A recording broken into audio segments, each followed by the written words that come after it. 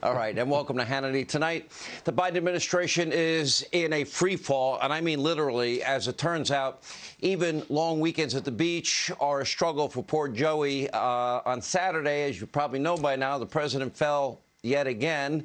This time he was unable to maintain his balance after leisurely taking a bike ride in Delaware with the First Lady. Thankfully, with some help, some nice people around him, he was able to get back on his feet, and now he's okay. This comes amid growing concerns from the Democrats and the left and even the New York Times about the president's mental and physical fitness, even fake news CNN. Now even some Democrats are questioning Biden's abilities and casting doubt on a second term, which he says he's going to run for.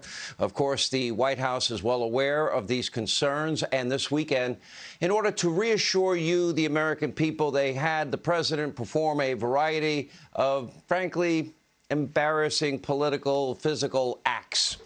In other words, they put on a show. Ultimately, did more harm than good. For example, on Friday, Joe did his very best sprinting all the way out to Marine One. Good job, Joe. Then on Saturday, he suited up like a competitive cyclist, fell off his bicycle when it came to a stop. And on Sunday, he pretended to jump rope in front of the cameras, and it's kind of sad, deeply concerning. There he is, jumping rope. Good job, Joe. 79-year-old president has been pretty much unable to stay upright. Now, remember, this particular incident, remember the White House, they blamed the first major fall, or three falls. It was a very windy day. I don't know what's worse, the fact that he fell 3 times, or they're lying to us and said it was a windy day. That's probably why he fell. If he's that weak that the wind is blowing him over, it's not exactly a hurricane over there. Anyway, but as of this hour, we have not heard if they're claiming the winds blew Joe over on his bicycle, like they suggested, for the reason that he tripped 3 times going up the stairs at Air Force One. Take a look.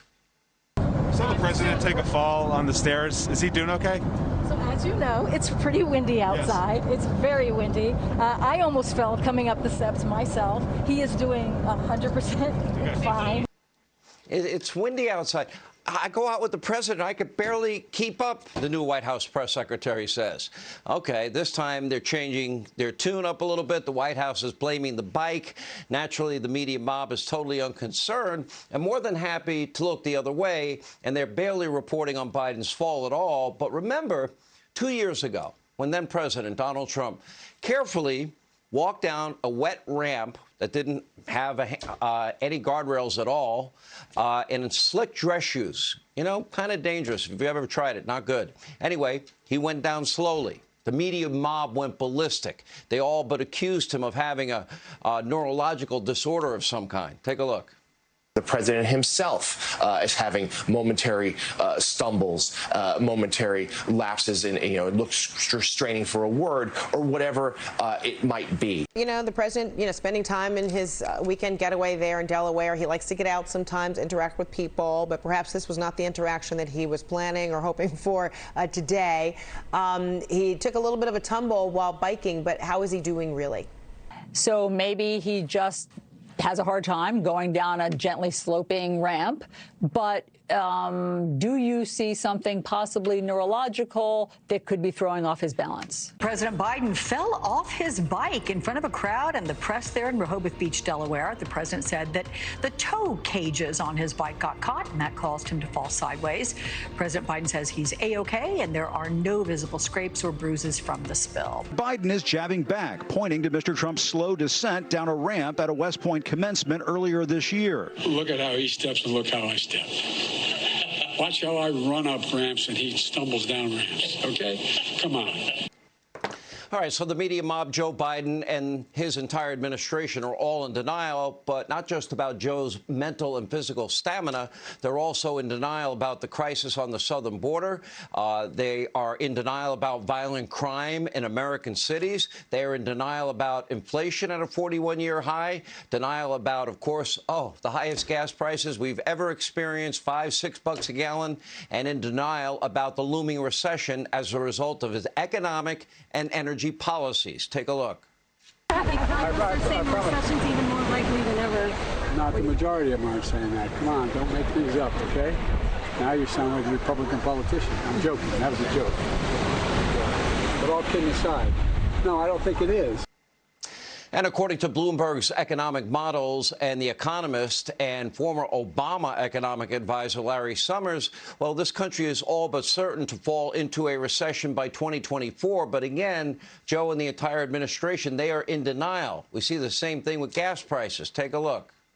The idea we're going to be able to, click a switch, bring down the cost of gasoline is not likely in the near term. The president has said and made very clear that there's not much left that he can do. Unfortunately, that is the brutal reality. The reality is that there isn't very much more to be done.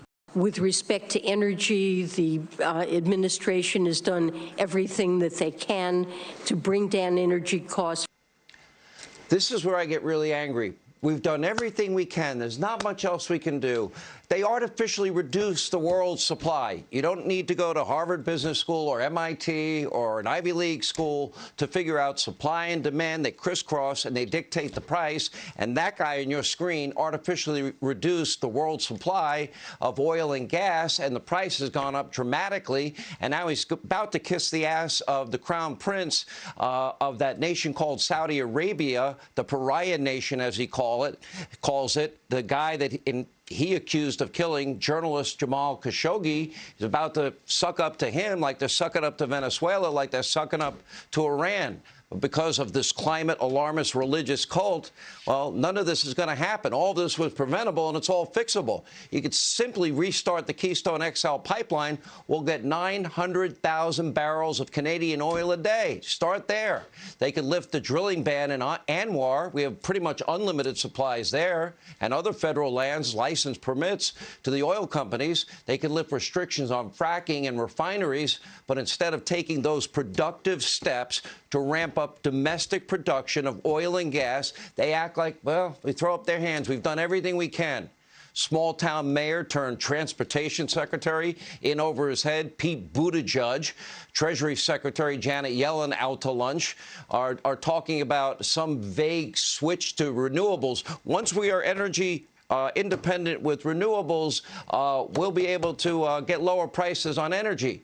What renewables? Exactly. Explain what technology are they talking about? Where are they? When will they come online? And what is the plan here? And can anyone in the administration answer any of these questions?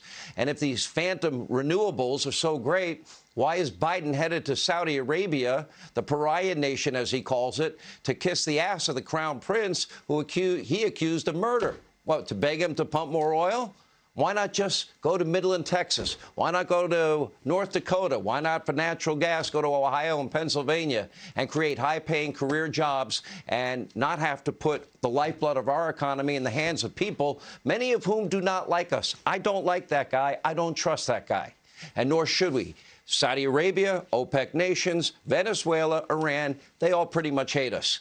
Now, sadly, we're now being led by complete total fools and morons. And our transportation secretary, former mayor of South Bend, Indiana, doesn't know what he's doing. The energy secretary is a self-proclaimed environmentalist who hates the oil and gas industry. A year ago, the Treasury secretary told the world inflation was transitory. And now this country is barreling into another painful summer.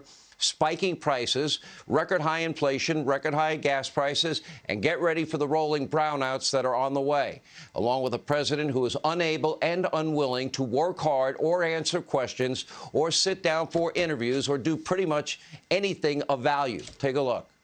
Mr. President, will you talk to China soon? I will not talk to you. I'm on vacation. Yes, now I'm going to be talking to him. I'll not talk to you. I'm on vacation, falling off my bicycle. To be honest, our country would probably be a lot better off if Joe stayed on vacation. Anyway, let someone else more capable run the country.